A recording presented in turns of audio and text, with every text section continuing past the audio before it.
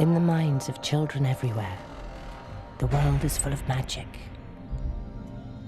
Fictional wizards from Merlin to the Wizard of Oz have long amazed us. Now Harry Potter has captured the imagination of a new generation.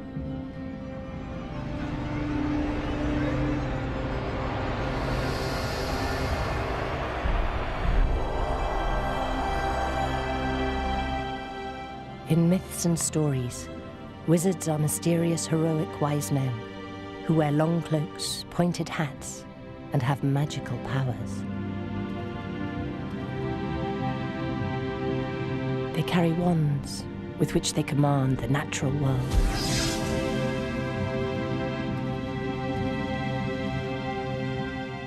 They can transform themselves into animals.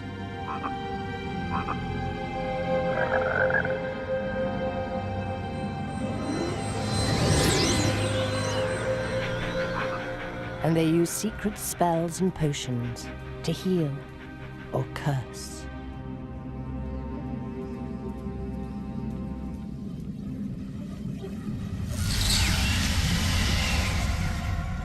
But where do we get these ideas?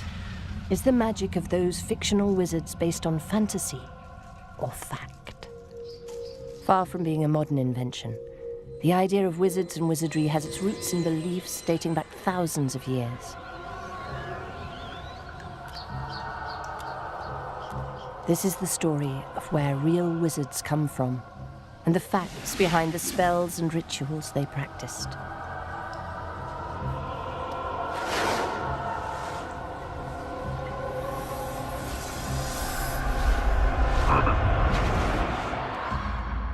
This is the amazing story of real magic.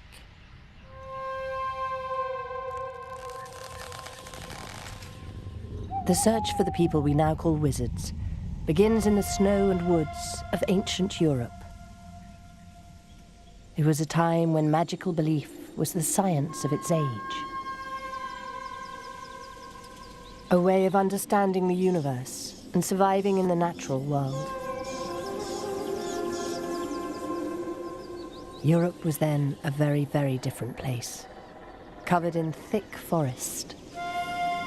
The forest was a place of fear and fascination because it represented the unknown. This was, in a way, the realm of the other world as well, filled, of course, with wild animals, many of them ferocious, particularly boars. There were deer, bears, badgers, wolves, all these creatures with which men communed very closely and didn't feel, I'm sure, the same distinction between animals and humans that we make. And animals are often depicted in very early literatures, of course, as speaking with humans and humans with them. The other world wasn't something which was like we think of heaven as existing on a different plane altogether. The other world was somewhere different, but it could also be right next to you. And the forest, with its darkness and its shadowy spirits and so forth, was one of the most obvious locations of the other world. Nature was all that ancient man knew. In Britain, where many of our ideas about fictional wizards come from, people's beliefs were based around the natural world and the idea that the animals inhabiting it had spirits. People also relied on animals caught in the forest for food.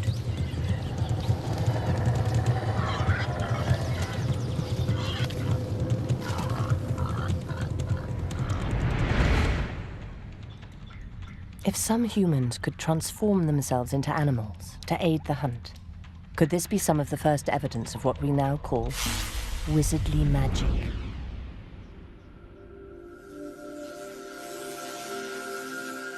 About 9,000 years ago in Britain, somebody took a deer skull and punched holes in it to turn it into a mask. This means that somebody was able to put it on their face and transform themselves into a deer. The business of hunting is so difficult and uncertain, and it's so essential to catch meat, that we can imagine that this was something that needed special ritual to help to make it work. We can't know who did it or why. Maybe the person was a shaman or a magician or a wizard. Maybe it was part of hunting ritual, trying to encourage the souls of animals to come to him, maybe by entering the psychology of a deer. Maybe it was the start of what we now call theatre, part of some fertility drama to persuade the deer to multiply. But I think the point is that it enabled a human being to appear to transform themselves into a deer. These magical transformations weren't just happening in ancient Britain. They were taking place all over the world. The best evidence for this has come from the wilderness of Siberia, Russia, one of the few places where ancient graves have been preserved. Over the last 35 years, Sergei Arutyanov has excavated more than 300 Inuit burials, some surviving deep in the permafrost for over 2,000 years.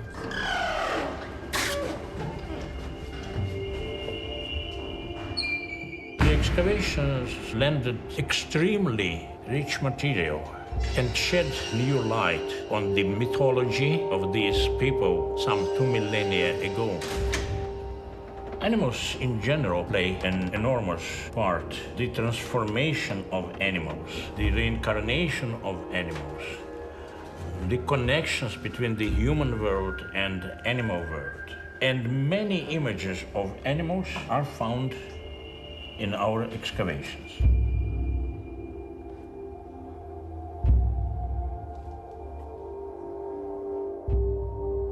The Eskimo believes in the unity of the human world and the animal world. It is a single world where one kind of animals can transform themselves into other kinds.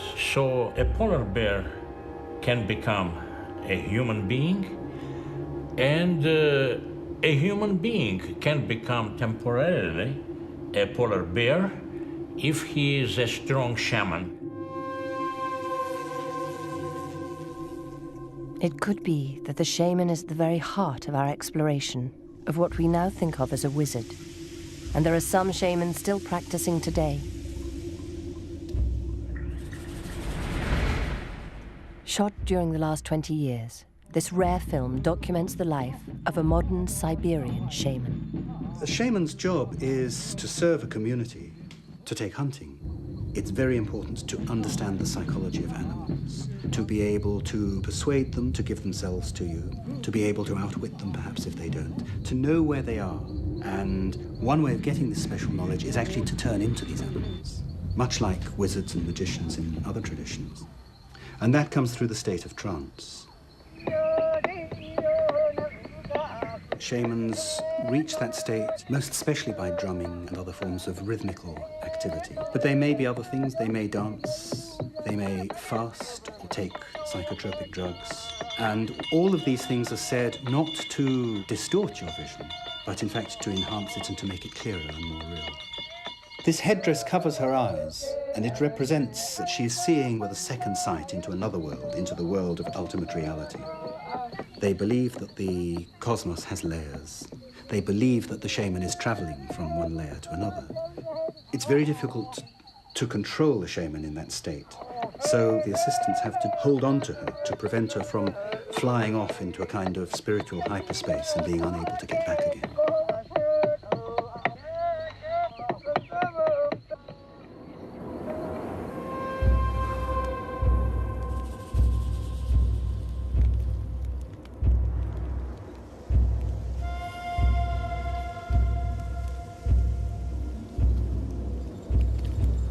You could say it resembles our idea of magic, in the sense that there's a very direct connection between your intention and what you do about it. You want something to happen, and so you do a spell, you do an action, you do a ritual, you do a prayer, and you hope that that will make the desired outcome happen. You want animals to give themselves to the hunter. You go and talk to the animal spirits, then animals come to the hunter.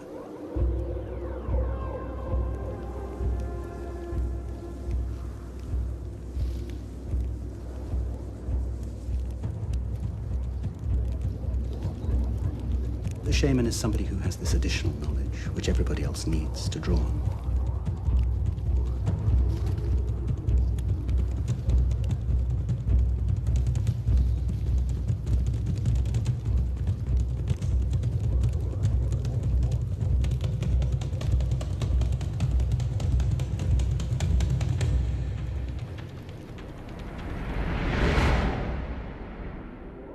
Ancient peoples sent their shamans to their graves with enormous ceremony and reverence.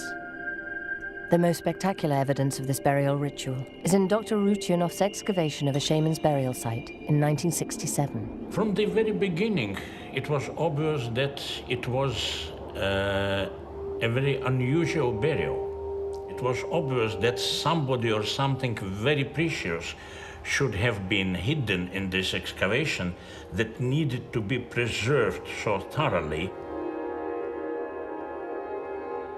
From the top, it was covered by huge wooden slabs. The skeleton was crushed so badly under the weight of the slabs that the team couldn't tell whether it was male or female. As they carried on digging, they stumbled across a terrifying symbol of the shaman's power. We suddenly saw under it, quite clearly, somewhere between the knees of the skeleton, a mask with a frightening grin.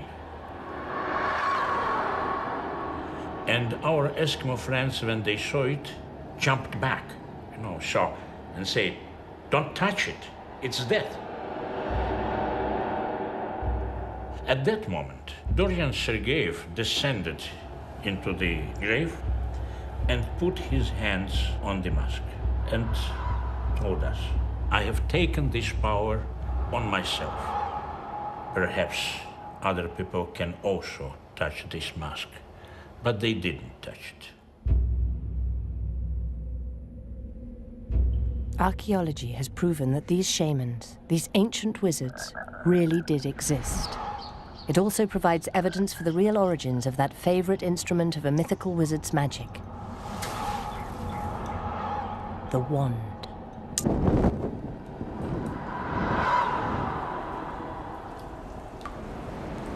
This is probably the oldest sacred site in the entire British Isles, used constantly from about 30,000 years ago to about 20,000 years ago. That's before the last ice age, and could be the site of the first human burial ever known in the British Isles. What's really unusual about the cave is the ivory wands that seem to have been made there or broken there. We're talking here about the time when human beings first become human, the very, very first time when they have ceremonial burials. They bury people properly with goods. They make art. They seem to be able to think religiously, spiritually. This person was a sorcerer, somebody so powerful, a wizard of his time, that he was put in the greatest ceremonial place of the entire landmass. And they broke the ivory wands, the sign of spiritual power, and put them in with him, and dyed the whole place blood red to give him a good rebirth in the afterlife, and left him. What function might the wand have had in aiding a powerful wizard? The wizard's wand is his most potent tool. Everybody knows how it feels when you eyeball somebody, you point at them. Wants you, yes, you! With a wand, you extend that. It's a much, much more powerful finger or arm with a mind stuck in it. It's an object which, rather like a lightsaber or a ray gun, projects the human will directly. If the first clues to the origins of wizardry are found with the ancient shamans, the next evidence comes with the real-life inspiration for that most well-known of mythical wizards, Merlin.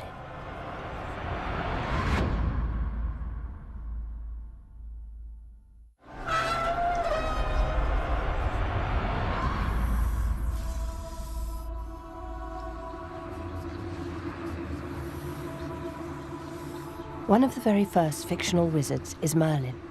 He's most popularly known as King Arthur's spiritual advisor.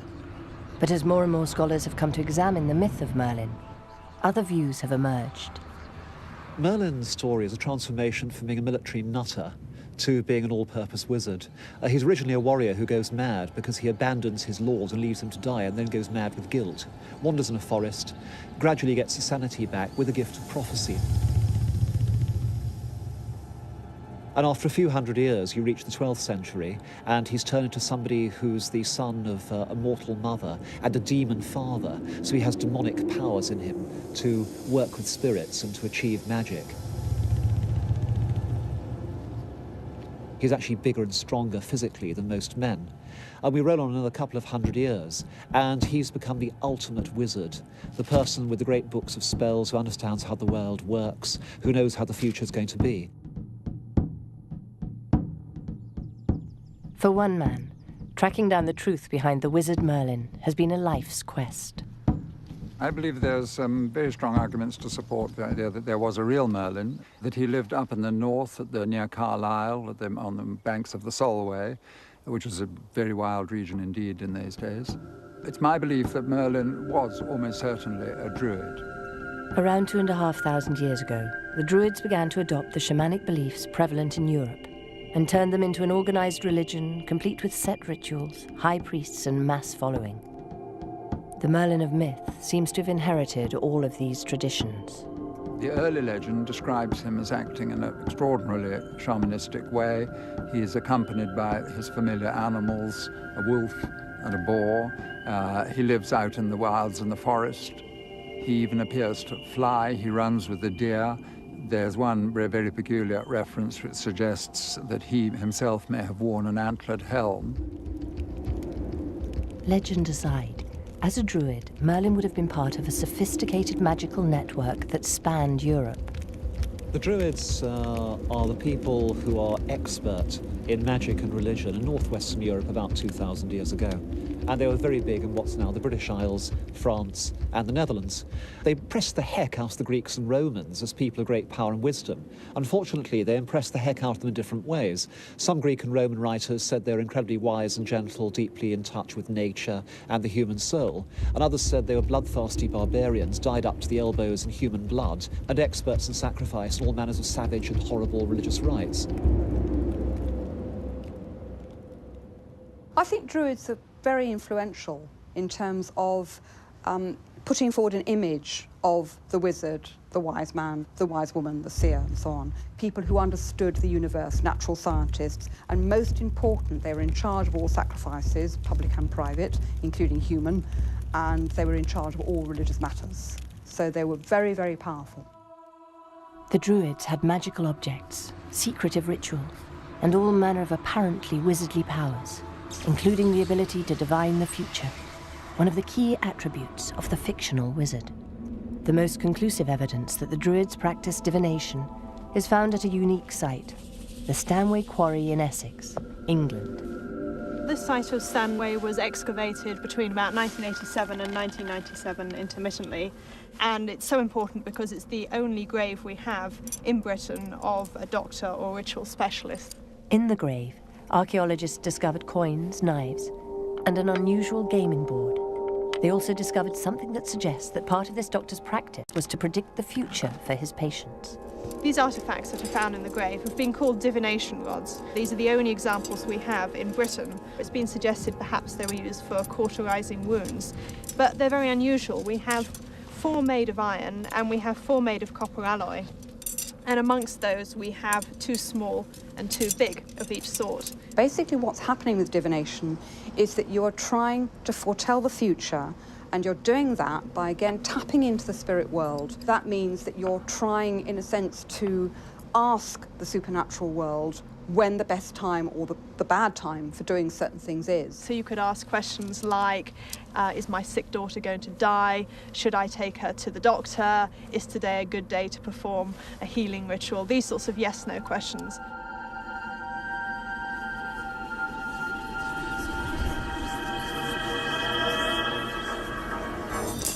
How a druid doctor may have interpreted the tools of his trade remains a mystery. Of course, we've got no idea how to read these. We don't know what they mean. They could mean something, they could point in a certain direction. They might say, there's a witch living in the village in this direction, and she's the one who made you ill. They might perhaps say precisely what's wrong with you. Even in the grave, the rods appeared to be imbued with symbolism. They were placed in a very particular way upon the board. There was an iron rod placed across the board like this, and just behind it was a small iron and a small copper alloy rod, and the rest were placed in a bundle over here. And it might be that this particular arrangement had a particular reading. Perhaps, I mean, it might symbolize death, but I think what we can say is that the way everything was placed out upon this board was very significant. The gods themselves were seen to be powerful because the spirits could influence the way the gods fell, and it's probably due to the magical powers of these gods that they were actually placed in the grave. And in this way they wouldn't have been inherited by anyone else. They were so magical, so powerful, they couldn't have been touched by anybody else. They had to be buried along with the person who owned them. Divination is power. If you've got that kind of knowledge, then you're a very powerful being. Those who could do it, those in the know, were tremendously powerful because they were the people on whom the whole of society depended for the best time to sow crops, to reap crops, to go into battle, for a royal marriage or something. All of these things would be in the hands of a few individuals who were able to divine. Not all Druid ceremonies served such a benign and practical purpose. Some of the most revered Druid wizards were themselves subjected to the most gruesome of rituals.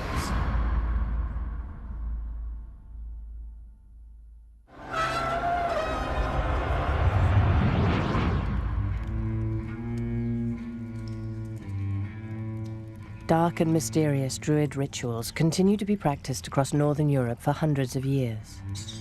The most amazing evidence for these beliefs is found on an artifact that is familiar to every fictional wizard: a cauldron. The Gunderstrup cauldron, a huge silver bowl, was found in a bog in Denmark, where it had been left 2,100 years earlier. The Gunderstrup cauldron is completely and utterly unique. It's made up of 13 inner and outer plates, and they seem to represent a kind of mythical journey or story, because each of the plates is carved with engraved and punched drawings of what appear to be supernatural scenes. Well, this cauldron shows several interesting scenes. On the outside are several gods and goddesses, but the most interesting part is the inner side. One of the scenes shows a group of people, some walking on foot, some of them with war trumpets, others on horseback, and this row is moving towards a very tall figure, and this tall figure holds a smaller figure upside down above a kind of cauldron. It's full of fantastic, supernatural, half-human, half-beast. It has an antlered god, it has a ram-horn snake, it has people wearing necklets or torques, it shows figures of animal sacrifice, it shows figures of people flying or swimming to the other world. I regard it, perhaps irreverently, as a huge psychedelic trip. It looks to me like one huge vision or dream inspired by a seer or a shaman's experience. If you can imagine sitting in a house, perhaps with the only light coming through from the roof or from an unglazed window, people sitting all around it, with it glowing perhaps in the firelight, with all the figures, in a sense, dancing in the light.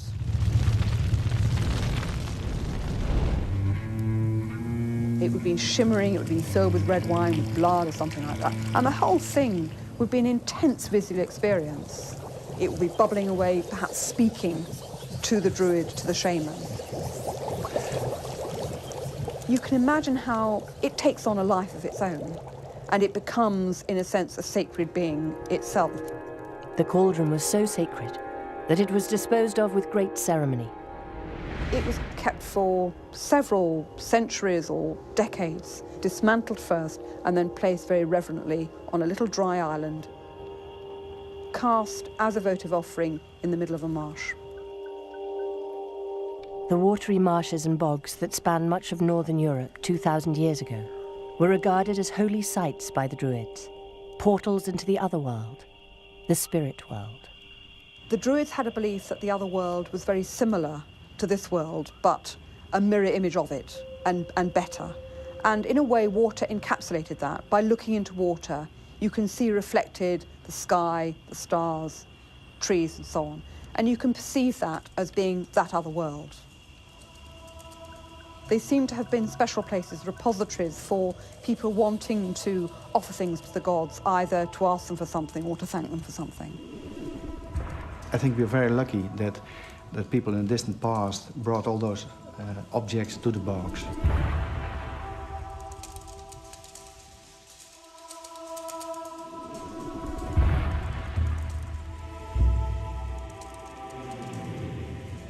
Because of the good preservative qualities of the box, all kind of perishable materials have survived up to our time.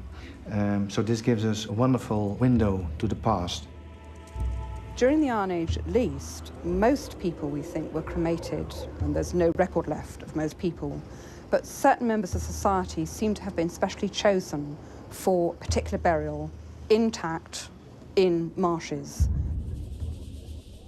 One such burial in a Danish bog was the beautifully preserved Tollen Man. Found 50 years ago in a peat cutting, Tollen Man is over 2,000 years old and gives a rare insight into the life of a druid.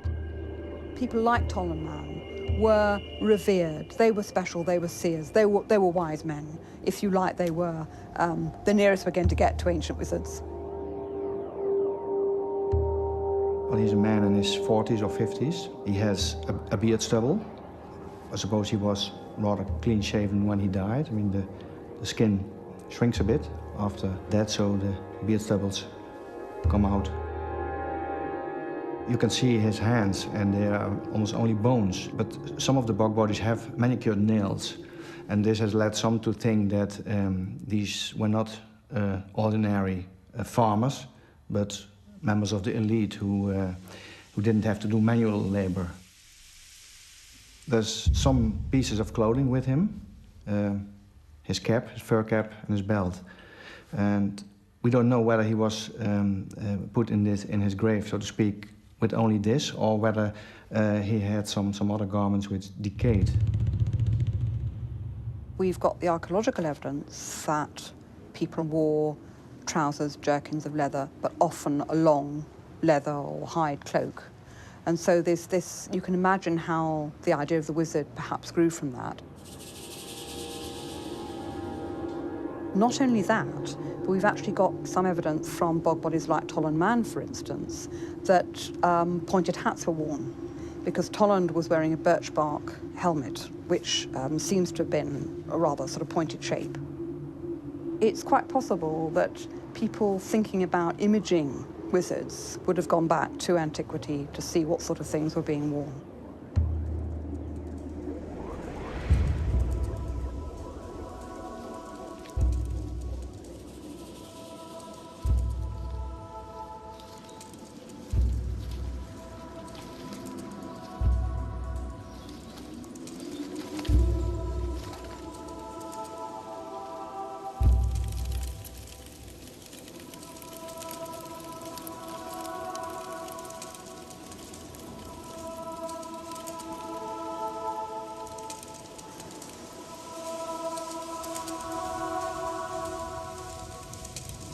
He had eaten a ritual meal of a kind of absolutely filthy gruel.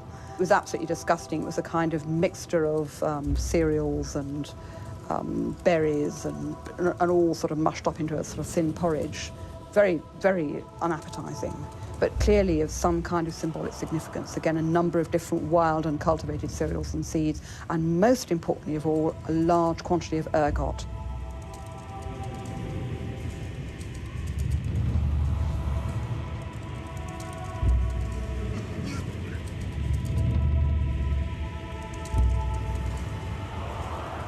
Ergot is something that you get on rotting rye, and it's a highly toxic substance which is highly visible on the plant, but causes violent hallucinations, terrific sensations of burning, cramps, agony, lifelessness in the fingers and toes, and in the early stages at least would cause a tremendous contortion of movement, a sort of dancing, ceremonial, weaving movement of agony. And the idea that Tollen Man would behave like that, he would be regarded as being possessed by the spirits. Whether or not he'd ingested the substance deliberately or accidentally, he would have behaved like something possessed by devils or possessed by the spirits.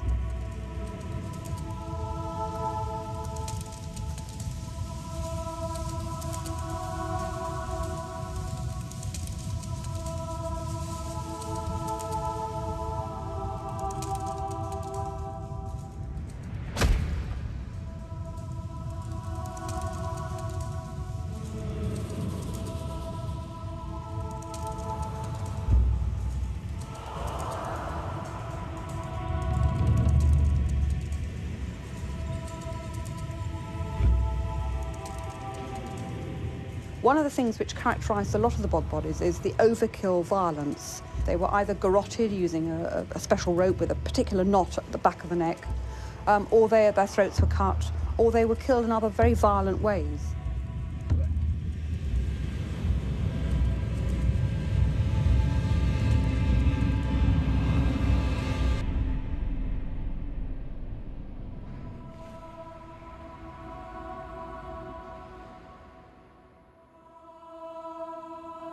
The interesting thing about Tolland Man was that somebody had gone in and, in a sense, laid him out. They didn't just leave him in the position that he was, in the sort of contorted attitude that he would have been in when he died. Somebody went into the bog after him, arranged him in a sleeping position on his side, closed his eyes.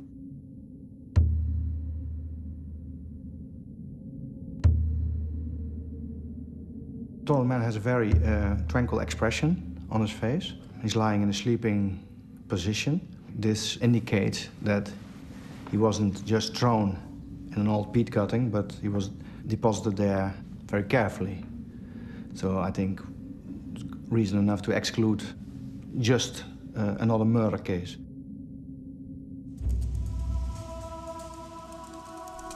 If Tolland Man was, in fact, an ancient wizard, who killed him and why?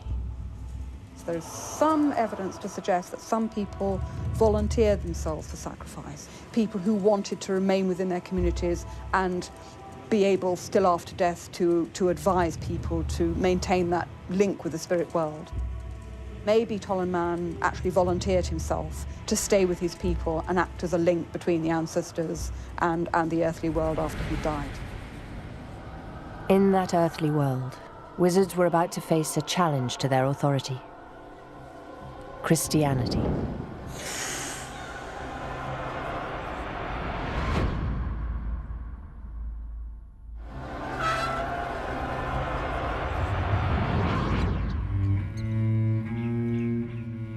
After thousands of years of dominance across Europe, the secret knowledge of the shamans and druids, the ancient wizards, was forced underground by the powerful new magic of Christianity.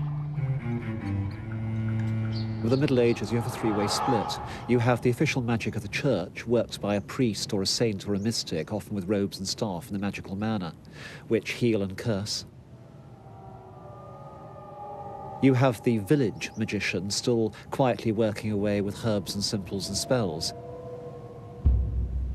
And you have this tradition of learned magic among professional sorcerers, really clever people with lots and lots of old books, who are kind of suspect and yet admired by the church for having perhaps some kind of arcane knowledge. Wizards and witches were herbalists, doctors and healers who harnessed the power of plants for secret spells. The church was deeply fearful of the power of this knowledge and created all manner of myth to discredit phenomena it couldn't understand. One such phenomenon was that wizards and witches believed that they could fly on broomsticks. For a long time, people used to laugh at the idea that there could be such a thing as a flying ointment. Witches and wizards who were interested in mind-altering drugs found that actually using them by delivering them through the skin in ointments, they could actually slow down the uptake of these rather powerful substances and get the hallucinogenic effects without actually poisoning themselves. The witches and wizards would often lie by the side of a hot fire, and that would actually melt the ointment and therefore increase its effect. And they'd probably sweep up the embers of the fire, so they'd always be found with a broom lying next door to them.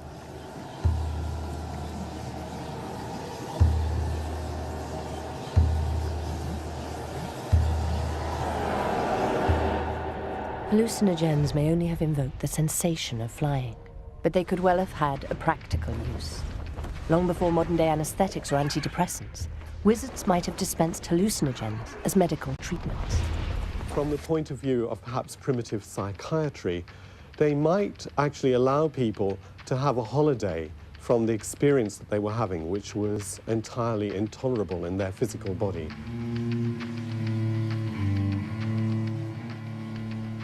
One of the many plants used to make flying ointments was mandrake, renowned for its powerful qualities.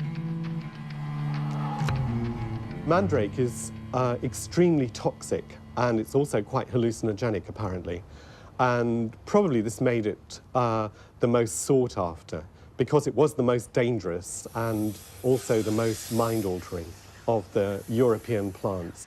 One extraordinary legend grew up that if you actually dug mandrake out of the ground yourself, it would scream so loudly that anybody hearing the scream would immediately die.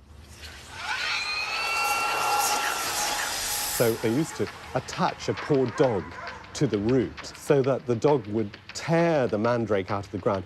Thereby, all the bad effect would be transferred to the poor dog.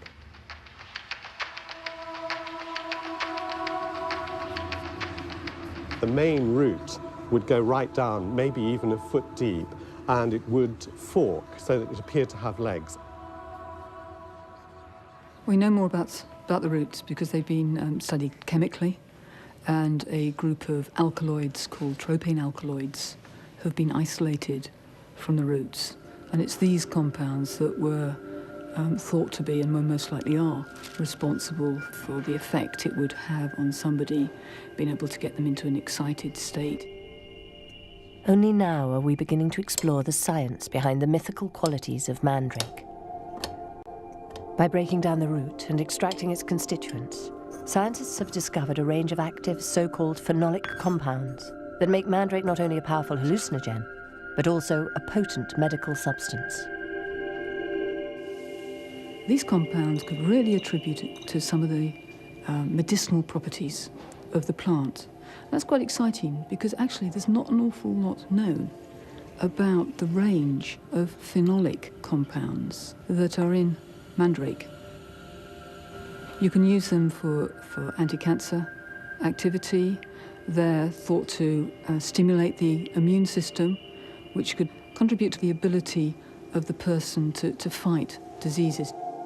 Not all of mandrake's properties would have been known to ancient wizards, but they certainly knew it held potent magic. Mandrake contains 3 very powerful alkaloids, and they can produce very dry mouths, double vision, but they also hallucinogenic, and they can put people in a coma, they can make them sleep, and they can clearly make people have visions, which is what people took these things for when they were involved in visionary activities, healing, witchcraft, and the like. The herbalists, the doctors of the Middle Ages, were accomplished chemists.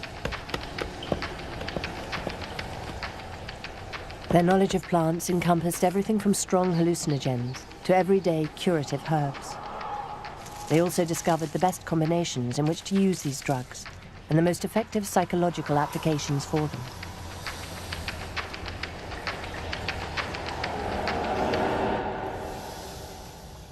Some plants, like St. John's wort, appear to have the ability to bring light into the darkness, and people were afraid of the dark.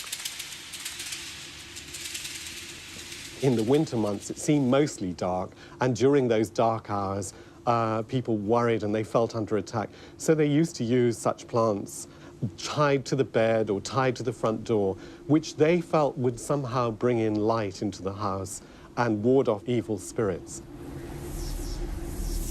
And there were many such plants, vervain, St. John's wort, mistletoe, of course, which was a famous plant used by the Druids as a holy plant, because it's a plant that's carried from tree to tree. It never touches the ground, and it appeared, therefore, to signify that it had heavenly properties and might ward off evil and prevent disease.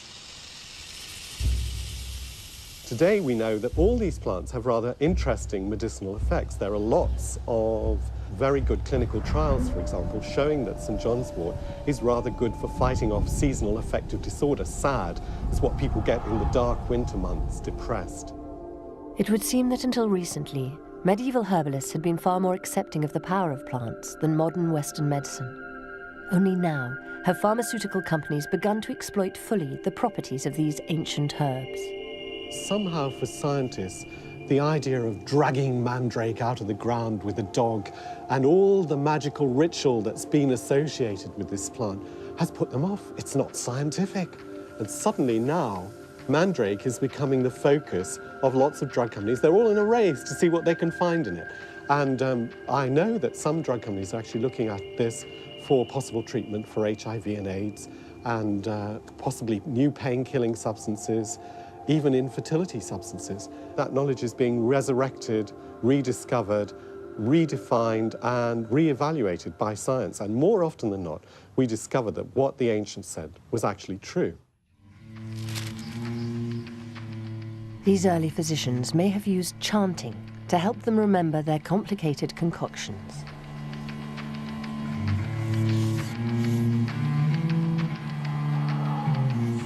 The recipes were often secret and they were handed down, and so the chanting of the recipe would remind the doctor exactly what had to be done in what order and when.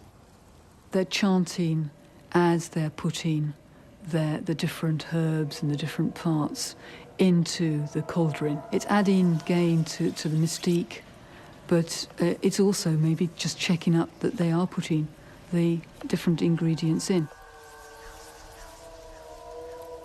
Even the spells, recited by fictional witches and wizards, could have their basis in fact. It's thought they were used in healing rituals to create a psychological and physical effect on the patient.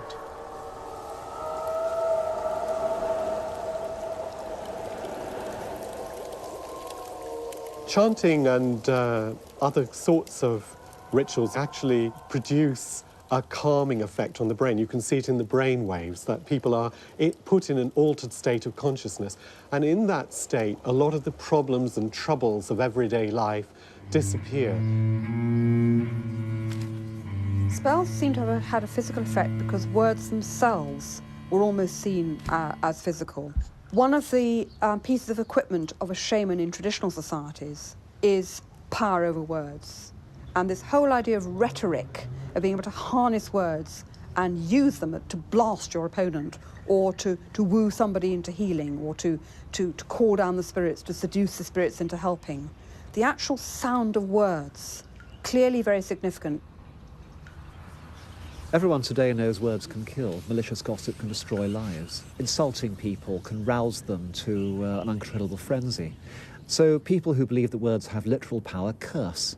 You can waste away somebody by speaking the right words to their face, or even better, by speaking the right words behind their back with the right ritual gestures, depositing something maybe in the right place, like a graveyard, and then sitting back and watching your curse take its effect. To a society that believes in magic, cursing is worse than physical murder. It's much more effective, it's much more hidden, it's much more difficult to detect. In the medieval period, we've got evidence that druids were so skilled in making spells, and the spells were so powerful that they even caused physical scarring on the people they were aimed at. So these druids were involved in words as weapons, spells as weapons, that could actually pit, scar, damage a face with the actual power of words. Even with all their resources, wizards eventually succumbed to the power of the new magic, Christianity, and then apparently became extinct. But we can still find evidence of their ancient rituals in our modern-day customs, and we can even find modern-day wizards.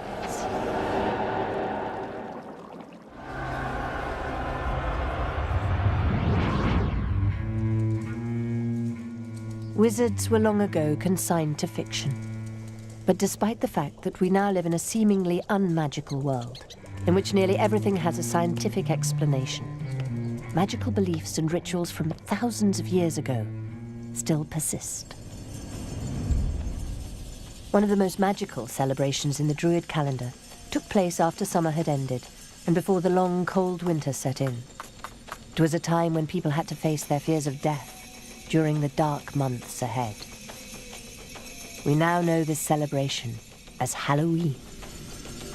Halloween's the great modern time which people confront magic, confront the dark, confront their own nightmares. It's actually a very, very, very old pre-Christian festival. In the pagan celebration of Halloween, we know two things definitely happened. The first is you kill your cattle and sheep in large numbers because you can't feed them through the winter, and so you salt them down. So there are these great rituals of bloodletting, of slaughter, dedicating the animals to your gods. And the other thing you do is you go in for divination. In other words, you're trying to work out what's going to happen in the forthcoming season, because it is winter, the most demoralizing and claustrophobic and frightening and hungry of all the seasons, and you want to know how bad it's going to be. And in between these two things, you do have a party. Because after all, summer's over, everyone's come back from fighting or trading or farming. And you get a chance to exchange the stories, count the survivors, divide up the booty, and have a ball.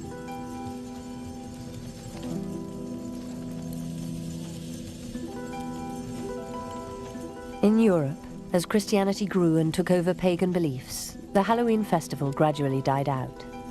Later, it would be reborn in America. It travels from Ireland to the United States as the Irish emigrate in large numbers to America in the 19th century, and it becomes gradually a very big American festival. Other traditions and superstitions have their roots in the magical beliefs of ancient times, from fearing black cats to knocking on wood for luck. It seems that throughout history, humans have needed to believe in wizardry. It's the tool we've always used to interpret and cope with the world around us. You could say that the wizard or the shaman is the oldest profession in the world, because as far back as we can imagine, we can't imagine a community that wouldn't need somebody to do this for them. And so it's not surprising that this figure continues to exert a huge fascination on us now. So literature, fiction is full of this kind of figure. We, the readers, are still wondering about the nature of reality. It's so difficult that we long for somebody who can just come along and wave a magic wand and make things happen for us. Wizards are inspiring figures, and modern fiction is still filled with them, and either straightforward magic, as in Harry Potter books, or in science fiction, which of course is filled with what is magic disguised as science.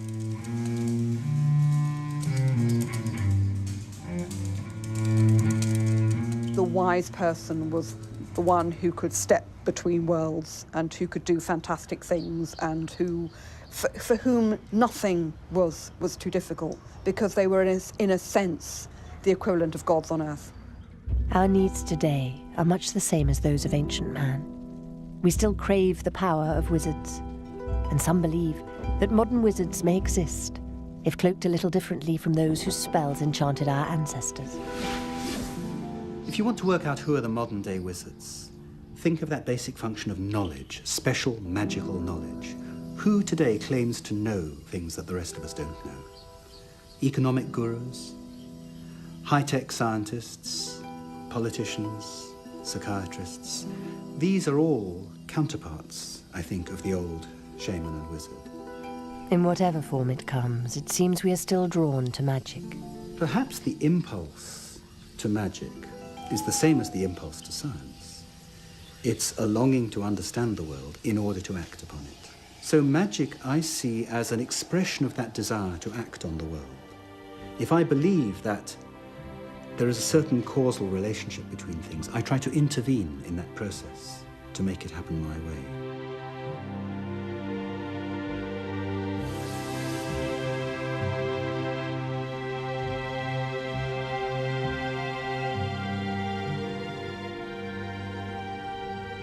I think it is innate for human beings to want to believe in magic. We might have latent powers within us only a few people can operate. It's so exciting and so fascinating. Our imagination is reaching out there and longing to be entertained, to be provoked, and maybe to be challenged. Today, the cloaked and bearded wizard is but a character in fantasy. But once wizards did exist, and they really did weave spells, carry wands, and exert power over people's minds. Wizards interpreted the universe for us, and it seems we still need them, in whatever guise, to help us survive in a complex world.